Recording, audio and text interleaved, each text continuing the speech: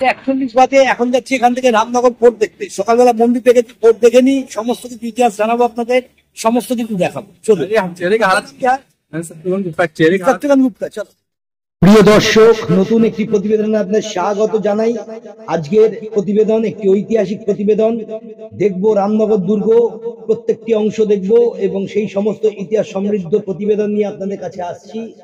বারাণসী, যা কাশী বা বেনারস নামে পরিচিত, ভারতের প্রাচীনতম এবং পবিত্রতম শহরগুলির মধ্যে একটি। এটি মন্দির, ঘাট এবং সংস্কৃতির একটি শহর, যেখানে প্রতি বছর লক্ষ লক্ষ তীর্থযাত্রী এবং পর্যটক ভারতের আধ্যাত্মিক এবং প্রাণবন্ত সারাংশ প্রত্যক্ষ করার জন্য ভিড় জমান। তবে বারাণসী কেবল পবিত্র নদী গঙ্গা এবং প্রাচীন মন্দিরগুলি সম্পর্কেই নয়, এটি একটি দুর্দান্ত নগর এবং জাদুঘরও রয়েছে, যা বারাণসীর প্রাক্তন শাসক কাশী নরেশ রাজবংশের সমৃদ্ধ ইতিহাস এবং উত্তরাধিকার প্রদর্শন করে। এই দুর্গ এবং জাদুঘরটি শহরের কেন্দ্রস্থল থেকে প্রায় 14 কিলোমিটার দূরে গঙ্গার বিপরীত তীরে অবস্থিত রামনগর দুর্গ। সমস্ত তথ্য সহ প্রতিবেদন আপনাদের দেখার জন্য অনুরোধ জানাই।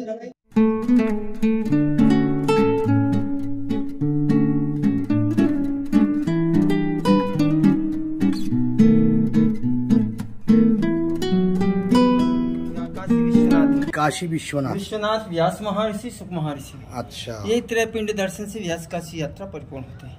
अच्छा। व्यास महर्षि काशी को आए, 3 रोज अन्नदान भिक्षा नहीं होने से अच्छा। काशी छोड़ के इधर को आए। अच्छा। इधर बैठकर तपस्या किए, उन्हीं के नाम पे इसको व्यास काशी बोलते हैं। अच्छा। काशी यात्रा करके लोग व्यास काशी यात्रा करते हैं, तभी काशी यात्रा पूर्ण होती है। अच्छा। व्यास काशी में ये राजवाड़ा है, अच्छा। रामेश्वर मंदिर है, अच्छा। ये व्यास काशी मंदिर है। अच्छा। अब इधर से आपकी व्यास काशी यात्रा मंगल होते परिपूर्ण होते हैं। आपका नाम जी बोलिए। पंडित जी पांडे।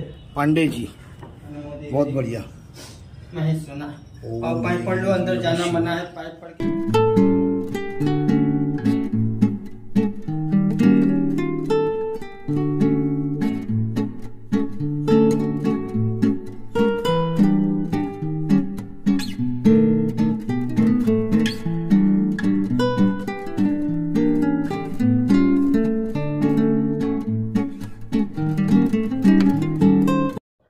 প্রিয় দর্শক, আমি দেবনাথ, আপনারা দেখছেন এটিভি পরিবেশিত দেবনাথ নিবেদিত আধ্যাত্মিক ভ্রমণের চ্যানেল ট্রাভেলার দেব। আদ্যাশক্তি মহামায়া এবং বাবা মহাদেবের আশীর্বাদে 51 শক্তিপীঠ ও 12 জ্যোতির্লিঙ্গ দর্শনের উদ্দেশ্যে আমার এই ভ্রমণের পথ চলা শুরু। মাতৃ আশীর্বাদে ইতিমধ্যে দেশ বিদেশের 51 শক্তিপীঠের 28টি পর্ব, অনেক সিদ্ধ সাধন পীঠ, জাগ্রত জীবন্ত কালী ক্ষেত্র, 12 জ্যোতির্লিঙ্গের মধ্যে 7টি পর্ব এবং দেশ বিদেশের ঐতিহাসিক 36টি শৈব ক্ষেত্র, মহর্ষি সপ্তর্ষি ও বিখ্যাত ঋষিদের সাধন স্থল, দুর্ধর্ষ বিপদসংকুল পাহাড়ি পথে ট্রেকিং করে তার দর্শন, অভিজ্ঞতা ও ইতিহাস সহ প্রতিবেদন প্রচার করেছি আমার চ্যানেলে প্লে লিস্টে। নতুন দর্শকরা চ্যানেল সাবস্ক্রাইব করে বেল নোটিফিকেশন অন করে দিন এবং আত্মীয় বন্ধু প্রতিবেশী সবার সাথে শেয়ার করে দেখার সুযোগ করে দিন। পবিত্র হিন্দু ধর্ম প্রচারে সাহায্য করুন।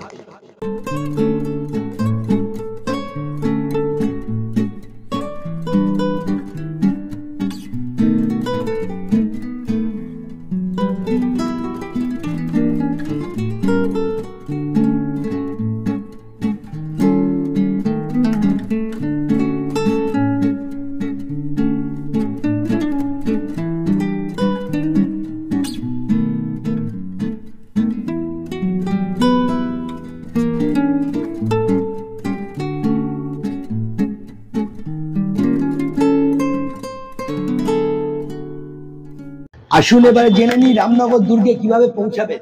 রামনগর দুর্গটি গঙ্গার বিপরীত তীরে অবস্থিত। বারাণসী শহরের কেন্দ্র থেকে প্রায় 14 কিলোমিটার দূরে। আপনার পছন্দ এবং সুবিধার উপর নির্ভর করে দুর্গে পৌঁছানোর বিভিন্ন উপায় রয়েছে। এখানে কিছু বিকল্প আপনাদের জানালাম। বিমান পথে বারাণসীর নিকটতম বিমানবন্দরটি হলো লাল বাহাদুর শাস্ত্রী আন্তর্জাতিক বিমানবন্দর, যা শহর থেকে প্রায় 25 কিলোমিটার দূরে অবস্থিত। আপনি ভারতের যে কোনো বড় শহর যেমন দিল্লি, মুম্বাই, কলকাতা বা চেন্নাই থেকে বিমানে বারাণসী যেতে পারেন। ট্রেনে বারাণসীর নিকটতম রেলওয়ে স্টেশন হলো বারাণসী জংশন, যা শহর থেকে প্রায় 6 কিলোমিটার দূরে। আপনি ভারতের যে কোনো বড় শহর যেমন দিল্লি, মুম্বাই, কলকাতা অথবা চেন্নাই থেকে ট্রেনে বারাণসী যেতে পারেন। বাসে বারাণসীর নিকটতম বাস স্ট্যান্ড হলো বারাণসী বাস স্ট্যান্ড, যা শহর থেকে প্রায় 5 কিলোমিটার দূরে। আপনি ভারতের যে কোনো বড় শহর থেকে এখানে আসতে পারেন।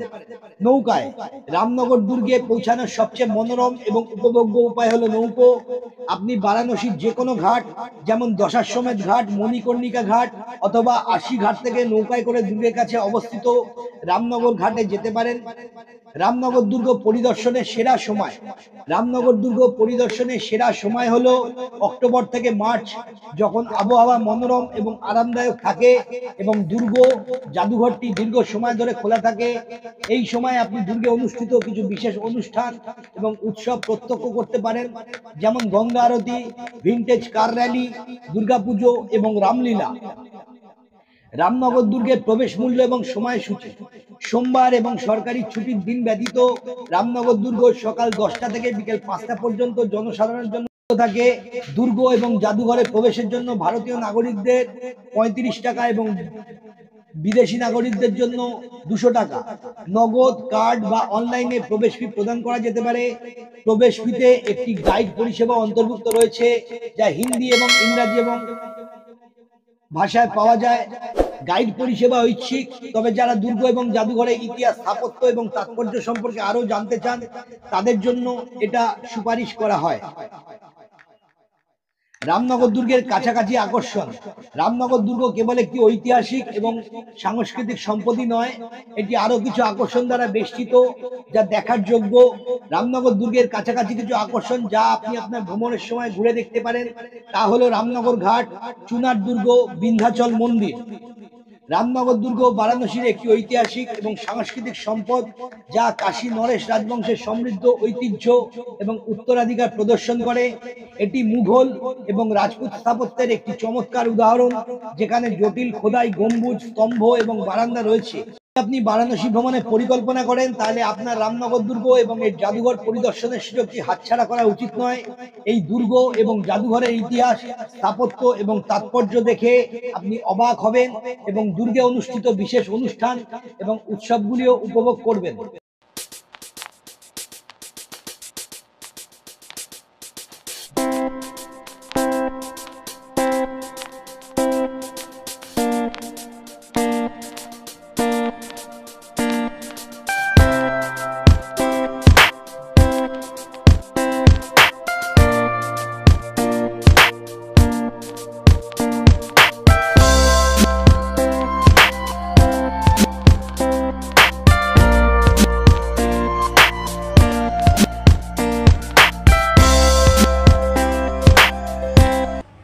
বন্ধুরা, এর উপর সংগ্রহশালা, এখানে ছবি নেওয়া মানুষ, এর ভেতরে অনেক বিভিন্ন রকম জিনিসপত্র রয়েছে, রাজাদের গাড়ি, তাদের পোশাক, তাদের যুদ্ধাস্ত্র, সমস্ত কিছু। জেনারেলি এই ফ্লোরটা আর ওপরের ফ্লোরটা, এই দুটো ফ্লোর নিয়ে রয়েছে সংগ্রহশালা। কিন্তু এখান দিয়ে ফার্স্টে এন্ট্রি, আর এই হচ্ছে কিলার ভেতরের জায়গা। ভেতরে ছবি তোলা বারণ, সেই জন্য ছবি তুললাম না। বাদ বাকি সব আপনাদের এখান থেকে যা দেখানোর সমস্ত কিছু দেখাচ্ছি। ওই দেখুন কেল্লা রয়েছে। রামনগর দুর্গ একটি ঐতিহাসিক ও সাংস্কৃতিক সম্পদ, যা কাশী নরেশের রাজকীয় জীবনযাত্রার একটা ঝলক দেখায়। এটি মুঘল ও রাজপুত স্থাপত্যের এক চমৎকার উদাহরণ, যেখানে জটিল খোদাই, গম্বুজ, স্তম্ভ এবং বারান্দা রয়েছে। এখানে একটি জাদুঘরও রয়েছে, যেখানে রাজকীয় পোশাক, ভিনটেজ গাড়ি, পাণ্ডুলিপি, চিত্রকর্ম এবং অস্ত্রের মতো বিরল এবং প্রাচীন জিনিসপত্রের সংগ্রহ রয়েছে। দুর্গ এবং জাদুঘরটি কেবল ইতিহাস এবং শিল্পপ্রেমীদের জন্যই নয়, যারা এই স্থানের সৌন্দর্য উপভোগ করতে যান তাদের জন্য আনন্দের।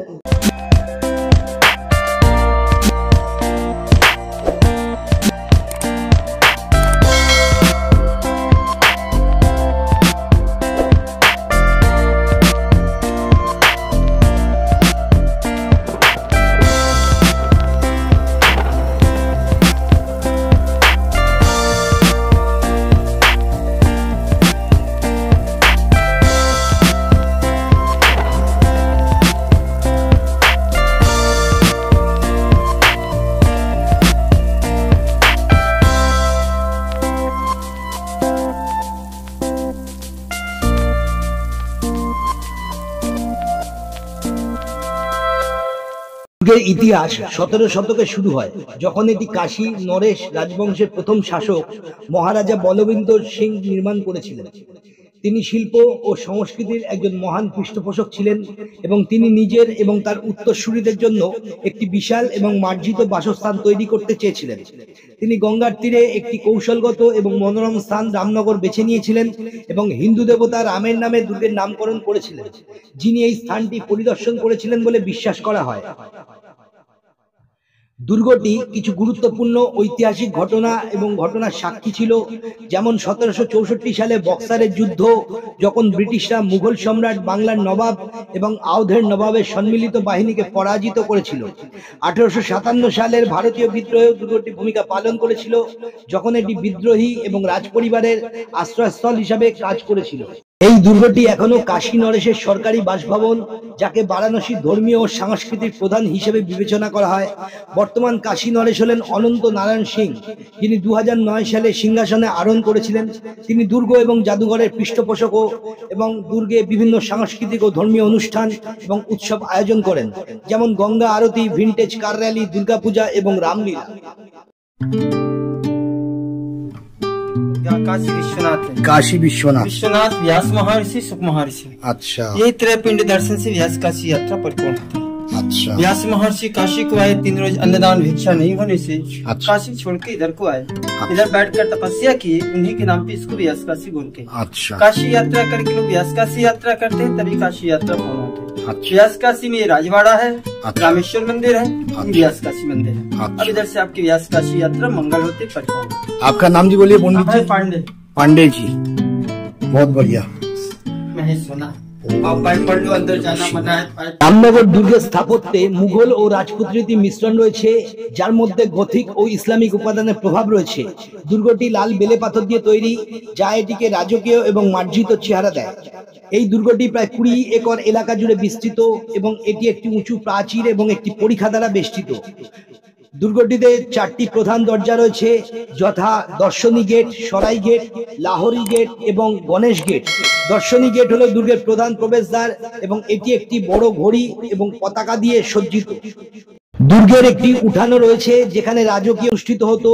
এই অনুষ্ঠানটি বিখ্যাত রামলীলার স্থানও, যা মহাকাব্য রামায়ণে একটি নাট্য পরিবেশনা, যা প্রতি বছর দশেরা উৎসবের সময় অনুষ্ঠিত হয়। দুর্গটিতে বেশ কয়েকটি মিনার, মণ্ডপ এবং মন্দির রয়েছে, যা দুর্গের সৌন্দর্য এবং মনোমুগ্ধকর বৈশিষ্ট্যগুলোকে আরো বাড়িয়ে তোলে। এর মধ্যে সবচেয়ে উল্লেখযোগ্য হলো রংমহল, শীষমহল, ফুলমহল এবং চবুতরা। এই দুর্গে রাম, সীতা, লক্ষ্মণ, হনুমান, শিব, পার্বতী, গণেশ এবং দুর্গার মতো বিভিন্ন হিন্দু দেবদেবীর উদ্দেশ্যে উৎসর্গীকৃত বেশ কয়েকটি মন্দির রয়েছে। এর মধ্যে সবচেয়ে গুরুত্বপূর্ণ হলো বেদব্যাস মন্দির এবং দুর্গা মন্দির।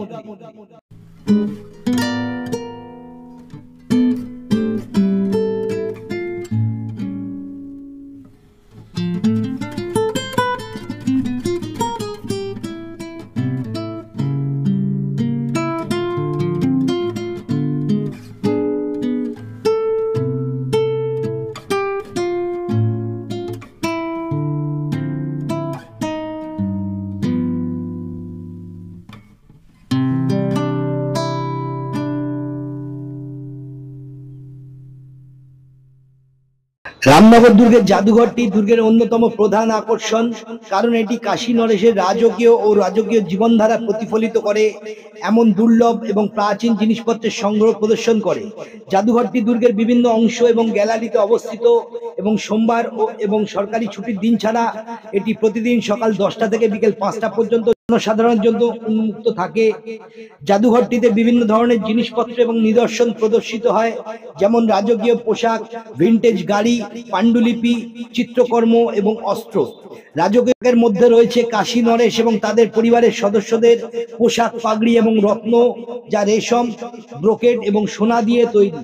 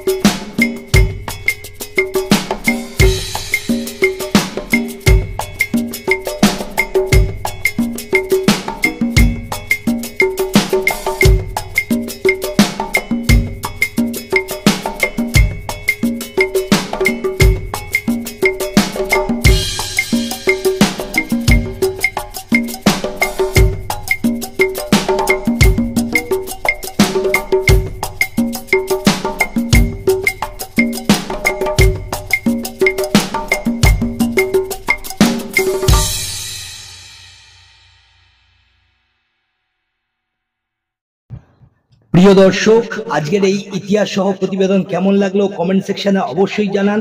চ্যানেলে প্লে লিস্টে দুর্গ বা ফোর্ট ফোল্ডারে গিয়ে আপনারা এরকম অনেক দুর্গ দেখতে পাবেন, যেগুলো দেশের বিভিন্ন স্থানে আমি পরিদর্শন করেছি এবং সেই সমস্ত ইতিহাস সহ প্রতিবেদন আকারে আপনাদের কাছে নিয়ে এসেছি। এছাড়া চ্যানেলে প্লে লিস্টে 51 শক্তিপীঠের 28টি পর্ব, দ্বাদশ জ্যোতির্লিঙ্গের 7টি পর্ব, অনেক প্রাচীন ঐতিহাসিক প্রায় 5000 বছরের পুরনো শৈব ক্ষেত্র এবং জাগ্রত জীবন্ত কালী ক্ষেত্র রয়েছে।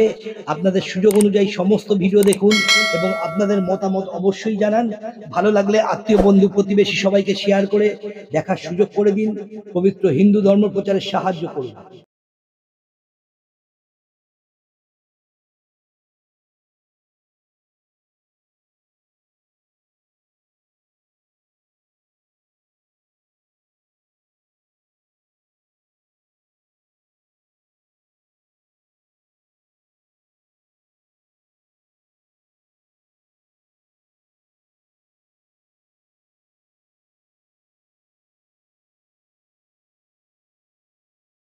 এই দেখা হয়ে গেল দুর্গ।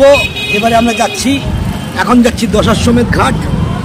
এই দশাশ্বমেধ ঘাট যাব, ওখান থেকে গঙ্গায় কতদূর দেখা যায় যেতে যেতে সমস্ত কিছু বলি আপনাদের। বেনারস ভ্রমণে যদি আপনি এমন কোনো স্থান খুঁজছেন যা আলো এবং আধ্যাত্মিকতার শহর বারাণসীর মর্মকে ধারণ করে, তাহলে আপনার অবশ্যই দশাশ্বমেধ ঘাট পরিদর্শন করা উচিত। এটি গঙ্গা নদীর তীরে অবস্থিত বারাণসীর প্রাচীনতম এবং সবচেয়ে পবিত্র ঘাটগুলির মধ্যে একটি। দশাশ্বমেধ নামের অর্থ যেখানে 10টি ঘোড়া বলি দেওয়া হয়েছিল, এবং এর পিছনে একটি সমৃদ্ধ ইতিহাস ও পৌরাণিক কাহিনী রয়েছে।